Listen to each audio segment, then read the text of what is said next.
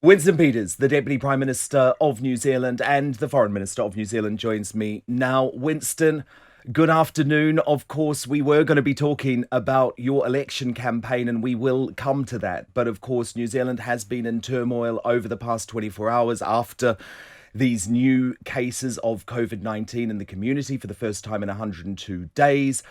I said on the show yesterday that this is proof an elimination strategy will not work anywhere in the world. Do you disagree? Yes, I do, because we are waiting about 48, maybe 72 hours to find out from experts as to what we're dealing with in precise terms. We don't know whether it's a new strain, so to speak, and therefore undiscoverable, or whether it's been a breach, which is explainable. And when you look at the option of it being a breach, then it would have been then avoidable. So we went 102 days, and as you know, in every business or sport or any venture, when things are going swimmingly, it's a time to be worried. But don't you think the fact that you've had to close down your biggest city, your economic hub, because of 4 cases of COVID-19 is actually a massive overreaction? If you were going for a containment strategy, like the strategy here, you wouldn't be left in that place. Well, now that's an interesting philosophy, but I don't think containment looks too good from where we are in New Zealand when it comes to the UK, or dare I say, Germany, France, Spain. And so we are looking at the possibility of doing sufficient tracing and research into what's going on and how widespread it is to see whether we can contain it. And again, these are difficult questions when you haven't got the granular evidence to back up what you're saying. But we are committed as 5 million people to see if we can, on round two of this, get on top of it as fast as possible, and we hope we can. You're a great internationalist, though. Are you saying that New Zealand's borders will remain closed for the foreseeable future, potentially for years? No, we're not saying that, particularly when it comes to trade, and we're doing our best to ensure that our exports continue, that we pick up the capacity to supply international markets faster than we would have done in different circumstances. This is all very difficult, but when we say we're closed, well, we don't want to see in this country, if it's in any way avoidable, what's happening in, say, Melbourne, Australia, which is seriously regrettable. That's a bigger population than ours, and it's shut down completely with curfews at 6 o'clock at night. And we think we can avoid this. Maybe it looks like an overreaction, but better go hard and go fast and be right than to be too light, too risk averse, so to speak, when it comes to the economy, and then have wholesale economic tragedy in front of you, But born isn't of the people not being able to go to work. yeah, isn't the danger though that New Zealand will have no herd immunity? And actually, if you look at the most recent figures out of the UK for the week ending July 31st, there are actually 5 times more deaths in this country in the past week from the everyday flu than COVID-19. Yes, that's a fact. And look, if you look at the age groups as well, it's seriously highly focused on a much older population. And I think in Australia, that's the evidence as well. But when you talk about herd immunity, I don't think many people ask those that have died whether they subscribe to such a theory. And we're not dealing with cattle here. We're dealing with human beings with a human voice. And that's the concern. And we've watched Nordic countries trying that with a much more cohesive culture and what you might call collective DNA. Whereas in a country as diverse as ours, and dare I say it, the UK, particularly when you look at London, I'm not too certain whether that herd immunity is going to work for you. And New Zealanders are obviously very much behind the government's strategy in New Zealand. So I do understand that. But obviously, the tourism and travel industry is such a big part of your economy. I think it's something like 10%, worth about 10%. What's the plan there when you cannot have international visitors? Well, tourists, and that's why this lockdown in Auckland, our biggest city, is such a you know retrograde step in this context. our exports, in terms of, sorry, our tourism from offshore is about 6 billion more than our people leaving to go offshore and spend money in some other economy. And if those people not going off from New Zealand now were to stay and spend that money in our economy, now sounds like economic theory, but we'd be more than even if they were to spend it all back in New Zealand. You see the point I'm making? The difficulty, of course, now is if you're in Auckland, you can't go anywhere else. And it's lockdown too in other parts of the country with constrained or contained assembly numbers. So it's premature to answer this now, but I hope a week from now we could answer you with greater certainty. There's meant to be an election next month. Can that be held in these current circumstances? I know the Prime Minister today has suggested maybe there will be a delay. Where do you stand on that? Look, I am concerned that in this crisis, the typical head of politics will rear itself. We in my party have only one priority, and it's our total priority, and that's the health of New Zealanders. We've got to put aside politics and get on top of this collectively. We're going to get some kickback because this is a lockdown now for the second time, and we're going to have to expect that. But we're going to have to, from a political point of view, reach out to political parties and say, for goodness sake, leave your dogma, leave your political theory at the back door. This is going to be a massive effort, and we need to get our priorities right. And there's only one priority now. That's the health of the New Zealand population. We put so much into getting them here. We've got to get and recover our record again as fast as possible. So if Jacinda Ardern were to say to you, Winston, I don't think we can go ahead with this election next month, would you support her? Well, whoever comes to me with whatever they say, I want to know that the New Zealand people are, first of all, secure in their health, and B, that the elections, whenever they're held, are free and fair and totally inclusive. But if people are going to have to line up 2 meters apart and are assembled, 500 down the street at 7 p.m. on election night and cannot be put inside the hall to secure their right to vote, then they've just been denied the franchise. All of these things are foreseeable and predictable. So let's ensure that when people talk about what might happen, that they've done the granular logistical research to back up what they're saying. That's what I want to know, whoever comes to me on this matter.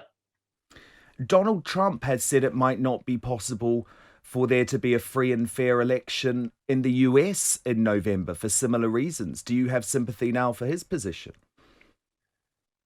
Well, again, I've watched as the Democratic Party has had a choice of their candidate and now vice candidate, and there's been no a Democratic convention at all. This is a pretty unique time. And then they've had other elections in the United States, more contained and more local during these times as well. I can't really answer for the United States in that context.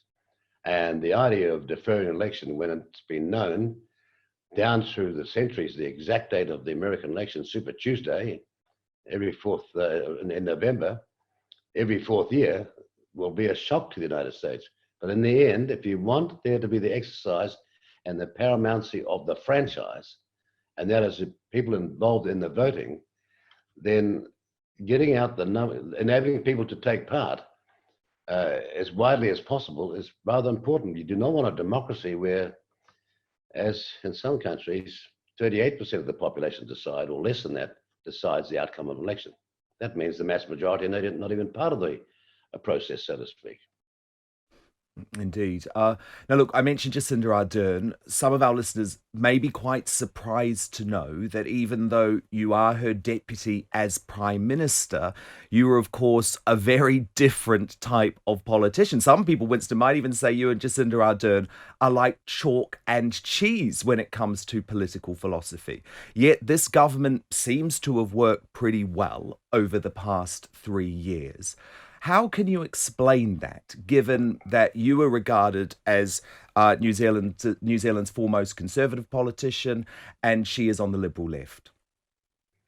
Well, they're right about chalk and cheese without being too narrow about that. The fact of the matter is, we looked at the last 9 years before we made the decision in 2017 to go with the Labour Party, but in particular, was to go with her as the leader, because although she had no ministerial or prime ministerial experience, we saw a chance to be able to deliver the serious changes in critical areas of investment that we were interested in.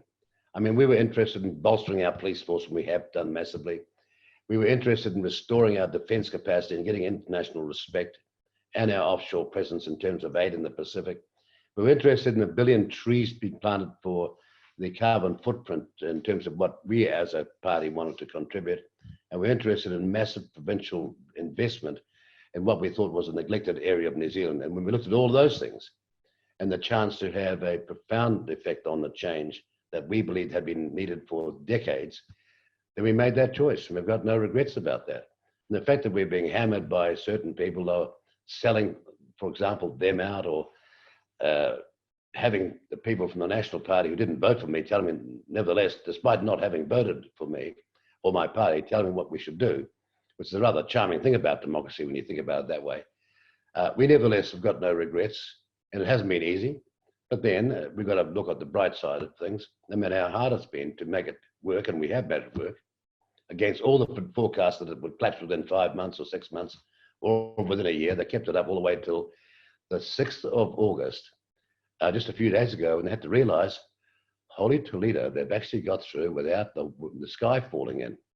Now, that being the case, yes, difficult, but then it was a case you shake someone's hand to try and make, under an MMP environment, a stable government work, and work it has. Now, look, I don't believe the polls, but if you look at them, she is the most... Can I give the latest polls? Yeah, go on. The ones, Labour's fallen to 52, National is struggling under 30, my party's on 5.1. The surge has started. I know your listeners will be delighted to hear that, because old-fashioned people politics does work, and we're on our way now. But are you worried about being overshadowed by the personal popularity of Jacinda Ardern, who is historically now the most popular Prime Minister in the history of New Zealand? No, I'm not worried about that, because experience tells me what's required here. And I do understand, I believe, the psyche of the New Zealand people, what their great anxieties are. And this is going to be an election about the economy. And that's our strong point. We brought to this government far more experience than the Labour Party did in that context. No one can argue about that. They have lost 4 ministers. We've been rock solid with my 4 ministers and Under Secretary.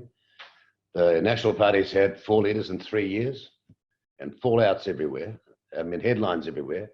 There's been no headlines where my party is concerned. And in the end, people are going to make some real tough choices. But I believe on election day, and close up, and it's starting to show now in the turnouts we're getting, and also the viewership of our public meetings has started to get into the 15,000, 20,000 online whilst the meetings are going on. This is the kind of thing in New Zealand which is very important. And people know, I believe, that they better take out some insurance on their second vote.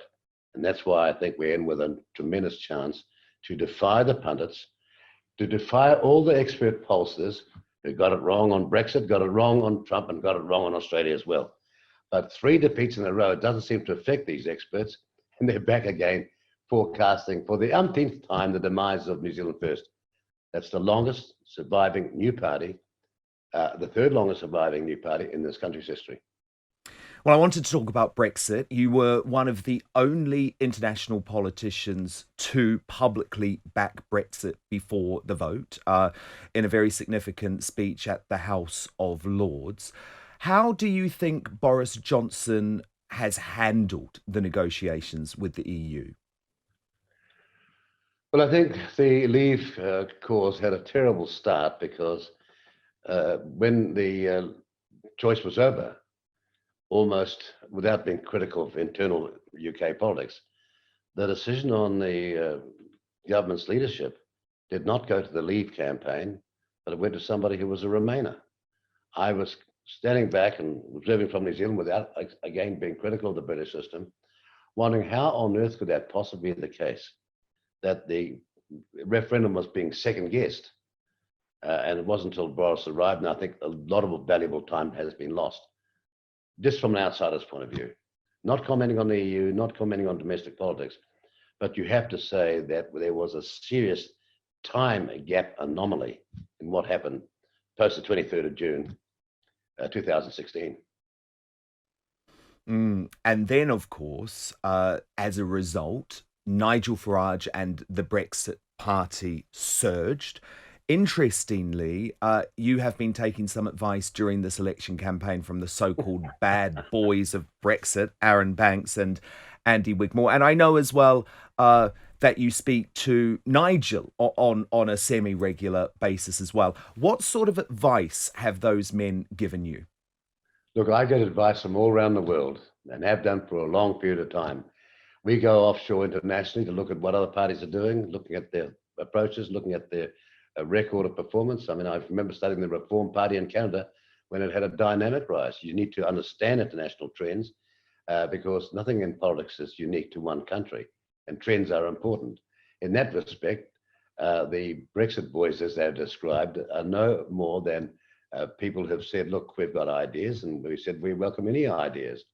But just like Nigel Farage, and in my case, my leader of the New Zealand First Party, we decide what's a good idea, not our advice structure. In the end, without being arrogant, the general has to make the decision. But have they helped? I mean, I've seen that you have this Back Your Future battle bus travelling around New Zealand at the moment. I mean, that seems a very Farage-like Brexit Party-like strategy. Have they provided any helpful advice to you? They never provided that slogan. A very smart young woman, when I asked her, and I was asking a lot of people, what do you think? What do you think? And one person said, look, I'll tell you what you're going to need to campaign on. I'll tell you about the sentiment and anxiety of a whole lot of people. And this has got to be your slogan. In the campaign, they'll see what the understatement or underwriting of that in terms of political policy and strategy will be to back your future. It's just, I don't want to disclose at this point in time. And I have to say, it didn't come from the UK. It's all domestic work from this country. How hopeful are you of a free trade deal with the UK? Obviously, negotiations started in June. I'm very hopeful of a free trade deal with the UK. And I know we're going to run into many problems with the agricultural sector in the UK. But let's face it, we were running into the same sector problems shared by them and the French farming community and others as well in the EU. But in the end, there is a possibility for a Commonwealth connection of, until COVID-19, 2.2 billion people with massive economies in terms of growing at 5% across the Commonwealth by average. This is the long-term potential. When we get past COVID-19, that needs to see an enlightened Britain picking up its game, the Commonwealth picking up its game, and seeing the chance of 1/4 of the world's population trading far more effectively with each other. And then, of course, expanding our trade with other countries as well, as long as the trade is free and fair. On China, New Zealand's rhetoric seems to have been a lot softer than the criticism that's come from Donald Trump and the US and Scott Morrison in Australia. You were initially missing from the first Five Eyes statement over Hong Kong. I know in the latter ones you were there. Is that a planned strategy by the New Zealand government and yourself to be more of a friend to China than Australia? Well, in the first Hong Kong statement, we were before any other Five Eyes country. But you weren't part of the joint declaration. Well, you know, how should I say it? Sometimes we act in unison, sometimes we act before, sometimes slightly behind. But we have been very, very careful about our diplomatic language. That has not constrained us at all, whether we are talking about the Uyghurs in West China, whether we're talking about the South China Sea, whether we're talking about the Hong Kong and other issues, whether we're talking about the Pacific and the involvement of China in the Pacific as well. We've never been restrained in our language, and we've never been put off the threats where trade might be, from the Chinese point of view, used as a counter to what we're saying. what we've said to the Chinese, of course, and the subtlety of our diplomatic message has been, you gave us a commitment in 1997 with respect to one country, two systems. We believe you when you said it. We believed you then. We want you to keep your word now. And we're going to keep on asking you to do that. Now, I know that that's a different approach, but I've said countless times, whether it's the local diplomats or to the Chinese government in Beijing, you made these statements, you expect us to believe them, and to do that, you have to live up to them. Now, I know it's a certain circuitous way of getting your point across, but we have never not understood that the Chinese regime in Beijing needs these exports from this country for 1.4 billion people, and maintaining and uplifting their lifestyle is dependent in a resource-starved world on the resources of other countries, of which one is ours. So we've never held back from saying things with great clarity, but we've been careful about the language we use. We don't go and do it on tweet and every other thing. We do it, not megaphone diplomacy, but in clear statements where words matter. And just finally, Winston Peters, you are now 75 years old, I believe. Has Jacinda Ardern ruined your ambition to become Prime Minister of New Zealand? Have you given up hope that you can ever be PM now? Look, I could have been the Prime Minister of this country in the 80s, when of 38 people in my caucus, 32 came in to talk to me about it. But they weren't interested in the economic policies that I was interested in. They were only interested in the continuum of neoliberal economics, which I have been against all my career. I'm a conservative, but I'm a responsible one. I can point back to people like Disraeli, who are so important in the characterization of the modern conservatism in the UK. I mean, a lot of these people who were coming in to see me hadn't read any philosophy or didn't understand any difference, that they were meant to be arguing against the then neoliberal Labour Party government, which had done something most unusual in this country's history. If I wanted to sell my soul, I could have been the Prime Minister then, but I didn't, and I'm proud of that. However, I have been the Prime Minister of this country, albeit for only 6 weeks, but I was. But I was never a CV politician. I have, on a matter of principle, been fired more times than most people, but I'm back and here doing my job, and age does not matter. My friend in Malaysia, Muhammad Mahathir, was 95 when he handed over the prime ministership. And I look at the American elections, and I tell you what, some of these people make me look young. So it's not a matter of age. And remember, they got Winston Churchill back when he wasn't too far away from my age as well. So I always look at that sort of circumstance. I'm not concerned about it. To be in public office is a serious responsibility. I'm not just saying it because I'm talking to you or anybody else, but it is a serious privilege. And if you don't get enormous rewards out of that, then find another job. And if I hadn't, I would have gone back to the law, which I seriously loved. But I could see as a much younger person, me sitting around at 65, 70 years of age with all these files around me, and maybe like an actor or someone who's a singer with talent, which I haven't got in those two areas, wishing that I'd had another career. Well, there's no regrets at this point in time. And I've seen 9 leaders of the National Party off in my time, and I've seen off a stack of prime ministers.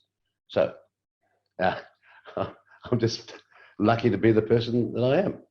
Really lucky. Well, I'm going to take that to mean you haven't given up hope then. Winston Peters, the Deputy Prime Minister of New Zealand and the Foreign Minister of New Zealand. Look, I know it's going to be a difficult few weeks. It's obvious New Zealand's obviously my homeland. Wish you all the best with getting this COVID-19 outbreak under control. Thank you so much. Thank you very much. And here's my promise. We're going to keep on looking after your country for you, right? Good. I like to hear that. Winston, thank you. Thank you very much.